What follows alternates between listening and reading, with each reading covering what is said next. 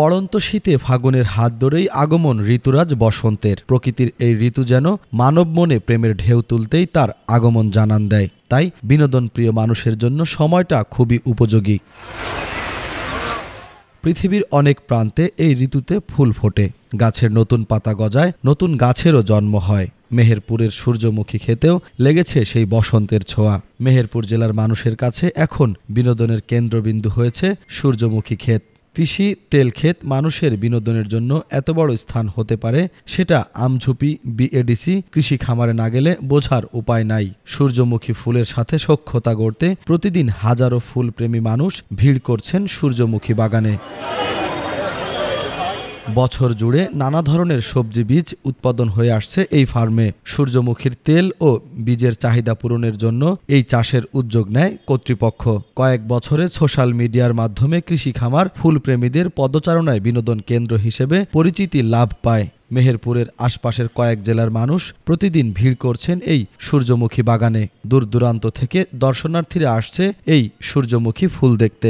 এখানে প্রচুর ভিড়, মানে এত ভিড় আশা করিনি। আমরা এসে তো হতভম্ব হয়ে গেছি যে এত ভিড় হবে।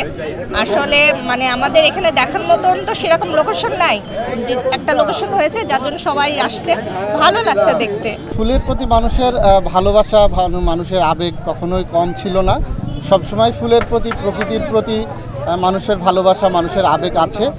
আর সবচেয়ে বড় কথা, এত বড় জায়গাতে এত বড় ফুলের বাগান, এই জায়গাটার সংখ্যা খুবই কম, যে কারণেই এই জায়গাতে মানুষের আকাঙ্ক্ষা খুব বেশি, মানুষের চাহিদাও খুব বেশি। বেচাকেনা মোটামুটি ভালোই, লোকজনের প্রচুর ভিড়, বেচাকেনা খারাপ না। দল বেঁধে বন্ধু বান্ধবী পরিবার পরিজন নিয়ে সূর্যমুখী ফুলের বাগানে সেলফি ছবি তোলায় ব্যস্ত সময় কাটাচ্ছেন দর্শনার্থীরা। প্রকৃতির এই অবিরাম সৌন্দর্যে মুগ্ধ হচ্ছেন প্রকৃতি প্রেমী তরুণ তরুণীরা। এর আগের বছর একবার আসছি আর এবার নিয়ে দুইবার হচ্ছে, তো এখানে এসে অনেক ভালো লাগে, এই জন্য বারবার আসলাম। আর ফুলটা অনেক সুন্দর, যেহেতু ফুলটা আকারে অনেক বড় আর দেখতেও সুন্দর, কালারটাও সুন্দর। এখানে আমরা ঘুরতে এসেছি, টিকটক করছি, তারপরে অনেক এবারে ছবি তুলছি সোশ্যাল মিডিয়ায় আপলোড দেওয়ার জন্য, মানুষকে দেখানোর জন্য। আমাদের অনেক দিন যাবৎ অনেক কিছু পাওয়া যায় না বিনোদনমূলত, তো এখানে আমঝুবে এখানে একটা সুন্দর একটা ফুল বাগান তৈরি করেছে, তো এখানে খুব আমার ভালো লাগছে এসে। ফেসবুক ইউটিউবে দেখছি যে আমঝুপি সূর্যমুখী ফুলের বাগান আছে, তাই আমরাও দেখতে আসছি। পরিবার নিয়ে এসেছি, ফেসবুকে দেখছিলাম, এই জন্য ভালো লাগলো, এই জন্য দেখতে এসেছি। দর্শনার্থীদের পদচারণায় ক্ষতিগ্রস্ত হচ্ছে সূর্যমুখী বাগান। প্রতিদিন প্রায় 20 থেকে 30 হাজার লোকের সমাগম হয়ে থাকে। ভিড় সামলাতে অনেকটা হিমশিম খেতে হচ্ছে কর্তৃপক্ষের। আমরা চেষ্টা করতেছি পাহারা দিয়ে, তাও পাচ্ছি না।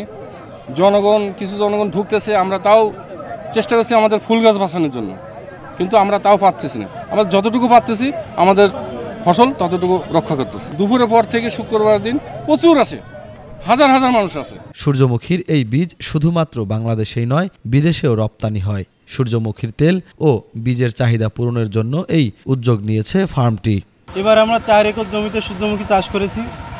এর মূল উদ্দেশ্য ভিত্তি বীজ উৎপাদন করা। এই বীজটা উৎপাদন করে বাংলাদেশের সর্বত্র কৃষকের মাঝে ছড়িয়ে দেওয়া, যেটাতে তারা চাষ করে আগামীতে ভোজ্য তেলের চাহিদা পূরণ করবে এবং পুষ্টিকর সমৃদ্ধ একটি তেল গ্রহণ করবে। সূর্যমুখী চাষ করে যখন ফুলের পর্যায়ে আসে, তখন মেহেরপুর জেলা এবং মেহেরপুরের আশেপাশে চুয়াডাঙ্গা, কুষ্টিয়া, আমি গতকাল শুনছি যশোর থেকেও সাইকেল চালিয়ে এসেছি এখানে ফুল দেখার উদ্দেশ্য।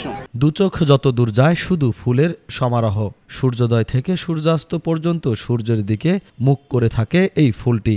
দিন দিন বিনোদনের স্থানগুলো সংকীর্ণ হয়ে যাওয়ায় বিনোদন প্রিয় মানুষের কাছে এই স্থানটি জনপ্রিয় হয়ে উঠেছে। Bangla vision news desk.